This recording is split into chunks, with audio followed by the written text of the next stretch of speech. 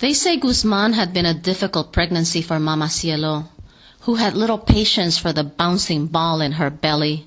She claimed the monkey was climbing her ribs, that she felt fingers grabbing her bladder and squeezing, so that she had to stop attending Mass for the shame of urine trickling down her legs.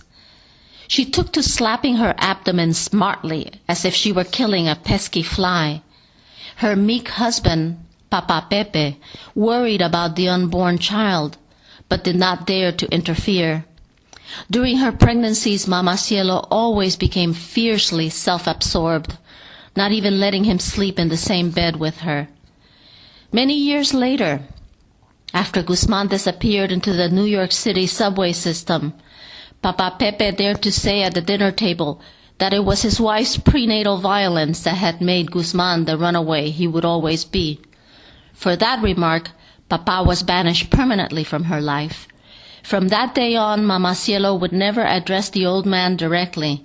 Instead, she talked to him through an intermediary. "Ask your grandfather if he wants to eat now," she would command. "Go tell your abuelo that it's time for his medicine." Even if he was in the same room with her, she never spoke to or touched him again.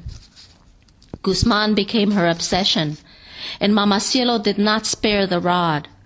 Guzman's sister, my mother, has scars on her knees from one of her mother's unique methods of punishment.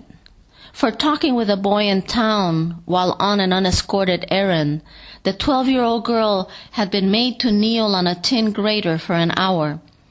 She says she had difficulty washing the dry blood off in time to grate the green bananas for making pasteles that night. She also remembers that when she awoke the next morning, her legs were sticky with the aloe Mama grew in her kitchen. But Guzman did not seem to feel pain.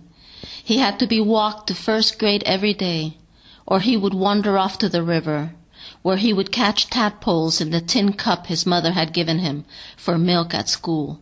Worse, he would go into people's houses uninvited, usually old or crazy people who gave him candy and money. Franco El Loco's room was one of Guzman's favorite places. An old couple had given Franco the cellar of their house to live in after his accident. Franco had been a normal man, a successful undertaker, until he got part of his spinal cord severed by a jealous man's machete at a dance.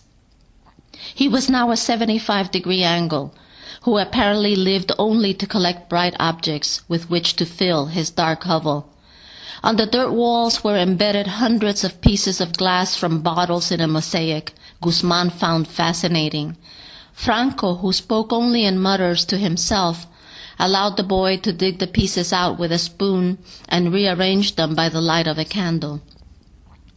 They say Guzman's frantic childhood kept the household in fear, both for the skinny, curly-headed child and for Mama Cielo's sanity.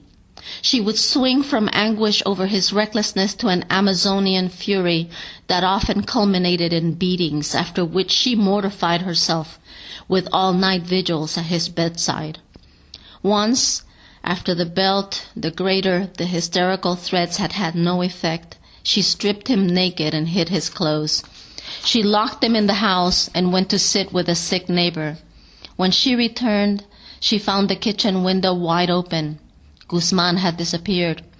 The search began, by now almost a rite in which all able-bodied neighbors participated. Of course they looked first in his usual haunts, but the old people had not seen him. The crazy ones were not hiding him. Night came and Mama Cielo's hysteria rose to her throat in waves of nausea. Women came to tend her. It was, they say, like a funeral and a birth at once, with Mama Cielo holding her great belly distended by her last pregnancy and wailing for her Niño del Diablo, Guzman, the demon child. Papa Pepe kept vigil over his Bible. He was a spiritist in contact with various benevolent entities, and he prayed now, hands clenched over the white linen of his altar.